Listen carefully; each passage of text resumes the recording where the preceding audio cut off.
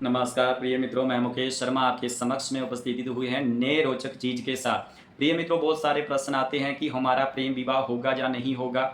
तो इस तरह से प्रश्न जो आते हैं तो इसका कैसे निर्धारित करते हैं। प्रिय मित्रों, जो कुंडली में आपकी लगन कुंडली होती है, जो लगन चार्ट रहता है, वह कुंडली में जो पंचम भाव होता है लगन से, वह पंचम भाव आपका प्रेम का होता है। आपने पंचम भाव में देखना कि ग्रहों की प्लेसमेंट कैसी है। अगर चंद्रमा राय होंगे तो कुछ प्रेम विवाह का योग बन जाता है। अगर शुक्र महाराज हो तो तब भी आपकी कुंडली में प्रेम विवाह का योग बनता है। अगर राहु महाराज हो तो भी प्रेम विवाह का योग बनता है। ये चीज देखनी है आपने।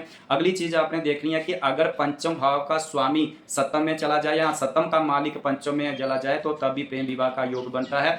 अगर प्रिय मित्रों लगन और पंचमेश और सप्तमेश और लग्नेश की युति अगर केंद्र वाले भावों में हो जाए तो तब भी आपका प्रबल राजयोग प्रेम विवाह का बनता है। आपने कुंडली को खोलना है, देखना है जो लग्नेश होता है, पंचमेश होता है और सप्तमेश होता है। अगर ये दो ग्रहों की युति होगी तो तब भी योग बनता है। अगर ये तीनों के तीनों ग्रहों की युति केंद्र में हो जाए तो प्रबल राजयोग बनता है विवाह का, प्रेम विवाह का। तो आप अपनी कुंडली को देखिए। अगला योग देखिए जो तृतीय भाव कुंडली का होता है, अगर लाभ वाले भाव में संबंध बना लेता है या लाभेश अगर पंचम भाव से या सप्तम भाव से संबंध बनाता है तो तब भी आपका प्रेम विवाह का योग बनता है।